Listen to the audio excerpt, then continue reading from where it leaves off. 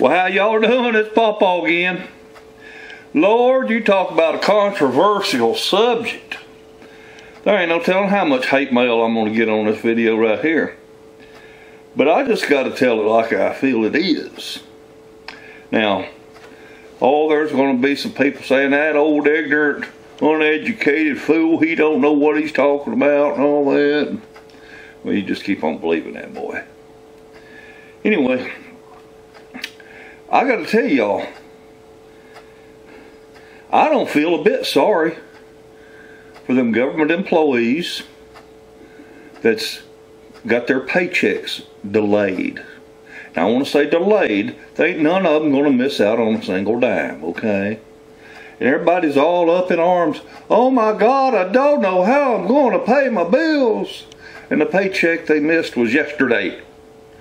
It's been 24 hours and the world is coming to an end for these people if you listen to the certain media whining and crying about it. Whatever happened to being responsible for your own actions? Whatever happened to putting a little back for a rainy day? Now, before anybody starts attacking me, I want to tell you, I've been a government employee. Hell, I'm retired military. And I did a lot of time in the National Guard, and Lord, they screwed our pay up. Every time you turned around, somebody boogered up your pay. And it'd take a month or two to get it straightened out. So I've been there, I've done that, I know the feeling. Been there, done that, got the t-shirt. But I couldn't help it. I was reading this dadgum article on Yahoo, and this girl said, "Oh, I'm having to feed my children canned spaghetti, bread, and potato chips. Oh, what am I going to do?" And I'm like, this don't make no darn sense. She's whining and crying about this before she's ever missed a paycheck. She's saying, I can't go out for my regular Starbucks every morning, my daily Starbucks. Oh, give me a freaking break. You go out there and you buy your Starbucks, but not make sure there's food in the pantry for the children. Some people's children, I swear to God, just makes me, I don't know what to do. And say, and at work I'm not able to go to the vending machine like I normally do. Well, quit eating that crap out of a vending machine. You ever heard about making yourself a peanut butter and jelly sandwich? I mean, come on, people. I realize there's some of y'all out there that ain't never gone hungry, that ain't never had to wear hand-me-downs. There's probably some of you out there that ain't never wore the same outfit twice. But this almost falls into the prepping area, you know. Prepping. Preparing for a bad day, you know, when a shit hits the fan. Well, guess what? Missing a paycheck or your pay being delayed a few days ain't the end of the world. Lord, y'all making it sound like it is. I just shake my head at the liberal news that's put out there. Like I said, a bunch of you just gonna hate on me and say, "Oh, you're so cruel. How can you not feel bad for these government employees not getting their pay?" Well, let's see. At one airport, 150 TSA employees called in sick in the same day, and it did not delay anybody's getting, you know, checked and frisked and all that kind of stuff. 150 people? Maybe that is why they call them non-essential. 150 people at one airport now, just one of them. One airport, 150 TSA employees called in sick. You gotta be kidding me. Talk about fraud, waste, and abuse. Now, they talk about the Coast Guard, the only branch of the military that's not being paid. Let me tell you something. The Coast Guard is not a branch of the military. Do a little research. The Coast Guard falls under the Department of Transportation. The Coast Guard is not military, although they do one hell of a good job. I do not look down my nose at them. I mean, I have total respect for them. But let's not confuse the military with the Department of Transportation. Okay? Got nothing but respect for the Coast Guard. Nothing but respect for most everybody that works for a living. But on a lot of these government jobs, you don't got to be good. You just got to be there. And it's hard as hell to fire somebody that's got in a government job. You can't hardly ever fire them.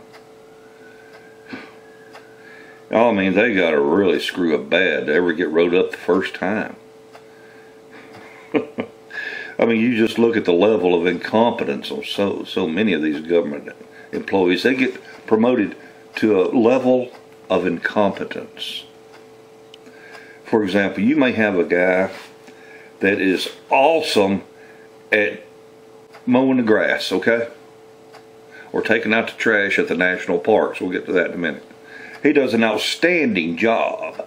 And because he is so good at taking out the trash at the national parks, they decide to promote him to the head of the sanitation department. He works his way up to the head of the sanitation department. And he don't have to go out there and pick up garbage and trash no more. But guess what? He got promoted to a level of incompetence because he ain't got no idea what he's doing now. So that's what the government does. They will promote you to a level of incompetence. So where they had an outstanding guy that was taking care of the actual physical labor, they promote him to the point to where don't know what he's doing. Fraud, waste, and abuse. Now, talking about these parks, people whining and crying because the garbage is building up. You know, trash cans overflowing, trash in the ditch, and all that kind of crap. You know what? That ain't the national park's fault, and it's not the government employees' fault, and it ain't Donald Trump's fault.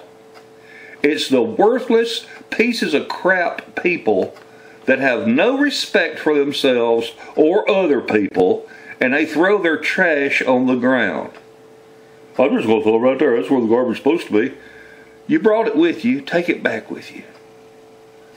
I mean, even when I was a Cub Scout, you know, leave a place cleaner than you found it.